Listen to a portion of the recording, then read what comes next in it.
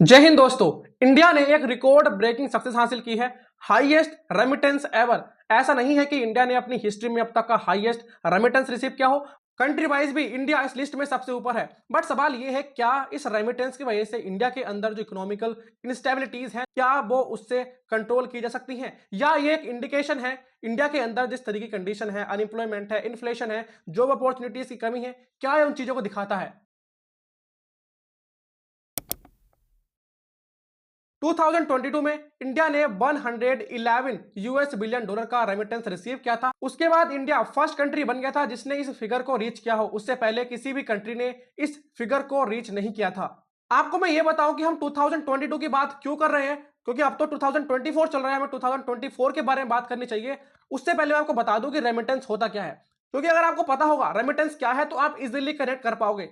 जब किसी कंट्री से लोग फॉरेन जाते हैं, अब्रॉड जाते हैं जॉब्स के लिए, और वहां पर वे एक लंबे समय तक काम करते हैं as a worker, as a painter, as a artist, और किसी आईटी कंपनी में एज अ एम्प्लॉय, वो जो इनकम जनरेट करते हैं उसको जब वे अपनी होमलैंड कंट्री में भेजते हैं उसको हम रेमिटेंस कहते हैं। जितनी भी स्लो ग्रोइंग इकोनॉमीज हैं और डेवलपिंग नेशंस हैं वो हाईली डिपेंडेंट हैं रेमिटेंस के ऊपर, और इंडिया भी डेवलपिंग कंट्रीज की कैटेगरी के अंदर आता है, तो इंडिया भी रेमिटेंस के ऊपर डिपेंड करता है। हालांकि और कंट्रीज के मुकाबले से चाइना और बांग्लादेश, इंडिया इतना डिपेंड नहीं करता है रेमिटेंस के ऊपर। इंडिया ने हमेशा से ही रेमिटेंस के मामले में अपने रिकॉर्ड को बना के रखा है। इंडिया ने हमेशा ही इस रिकॉर्ड को डोमिनेट करके रखा है। 2010 में इंडिया ने 53.48 यूएस बिलियन डॉलर का रेमिटेंस रिसीव किया था। फिर 2015 में, 2020 में, 2022 में, और इन सभी ईयर्स में इंडिया सबसे टॉप पर था।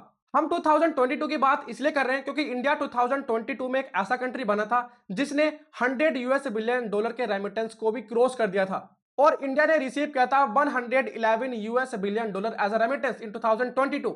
अगर आप इसको कंपेयर करो 2015 से, तो इंडिया तब भी टॉप पर ही था। उसके बाद चाइना, फिलीपींस, मैक्सिको और फ्रांस। बट 2022 में चीजें बदल गई। हालांकि इंडिया टॉप पर ही रहा, चाइना सेकंड रैंक से थर्ड रैंक पर आ गया, चाइना को ओवरटेक कर दिया मैक्सिको ने। इवन 2015 में पाकिस्तान भी 7th रैंक पर था, और 2022 में पाकिस्तान की रैंक भी इंक्रीज हुई और पाकिस्तान 6th नंबर पर आ चुका in terms of receiving remittance. अगर हम बात करें 2023 के टॉप 5 रेमिटेंस रिसीवर को, तो उसमें इंडिया का नाम तो ऊपर था। 2022 में इंडिया ने 111 यूएस बिलियन डॉलर का रेमिटेंस रिसीव किया, और 2023 में यह बढ़कर 125 यूएस बिलियन डॉलर क्रॉस कर चुका था। Mexico 67, China 50। बट क्या आपने बात नोटिस की, 2015 में चाइना ने जो रेमिटेंस रिसीव किया था वो 63.9 यूएस बिलियन डॉलर्स था, बट 2023 में ये जस्ट 50 यूएस बिलियन डॉलर है। इसके पीछे क्या कारण है कि चाइना के अंदर जो रेमिटेंस आ रहा था वो कम हो गया? देखो, इसके पीछे मेजरली दो कारण हो सकते हैं। पहला है जीरो कोविड पॉलिसी, जिसकी वजह से लोग बाहर नहीं जा पा रहे हैं चाइना से, क्योंकि चाइना से ही कोविड फैला था,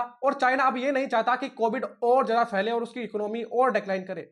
दूसरा इसका मेन कारण है कि चाइना के अंदर जॉब अपॉर्चुनिटीज इंक्रीज हो रही हैं। इंप्लॉयमेंट जैसी जो प्रॉब्लम थी, जैसे इंडिया में हम फेस कर रहे हैं, वैसी चाइना अब इस टाइम पर फेस नहीं कर रहा है, और चाइना के अंदर जो लोग हैं वो एक काफी बड़ा अमाउंट कमा ले रहे हैं। इसकी वजह से वो बाहर नहीं जा रहे, अपने कंट्री में ही वो कमा रहे हैं और अपने कंट्री में ही वो इन्वेस्ट कर रहे हैं। ये भी एक कारण हो सकता है जिसके वजह से चाइना के जो रेमिटेंस है वो डे बाय डे डिक्रीज हो रहा है। अगर हम इंडिया की बात करें तो हर साल 2.5 मिलियन इंडियंस माइग्रेट करते हैं इंडिया से फॉरेन कंट्रीज में। इवन इंटरनेशनल माइग्रेशन आउटलुक 2023 में इंडिया पर यह टैग लगा दिया गया था कि इंडिया एक लीडिंग सोर्स है माइग्रेंट्स का to the world.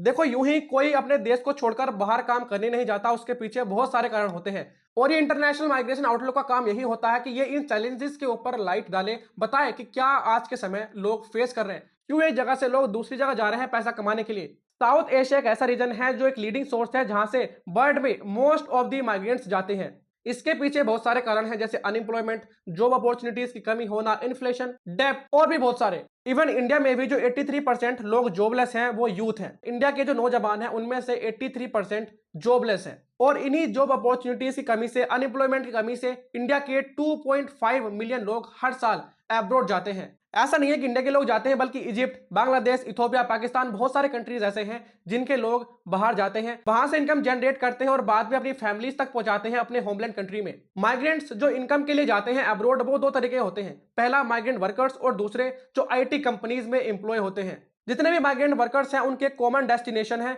Gulf state. Construction का काम करते हैं, सिक्योरिटी काम करते हैं, डोमेस्टिक वर्क का काम करते हैं गल्फ स्टेट में जाकर, ताकि वो कुछ पैसा कमा सके और बाद में इस पैसे को अपनी फैमिली तक पहुंचा सके। इंडिया बर्ड की one of the largest source है, जहां से माइग्रेंट्स एब्रोड जाते हैं और उनकी मेजर डेस्टिनेशन होती है यूएस, यूएई, सऊदी अरेबिया। और ऐसा नहीं है कि वहां पर 50,000, 60,000 बल्कि मिलियंस में इंडियंस रहते हैं। इसका मतलब ये नहीं है कि इंडियंस ही एब्रोड जाते हैं।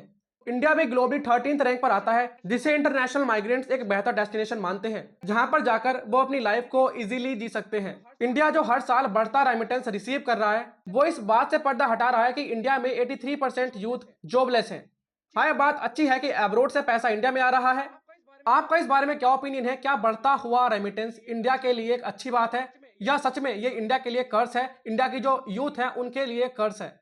आप अपना ओपिनियन कमेंट के थ्रू मुझ तक पहुंचा सकते हैं। जय हिंद।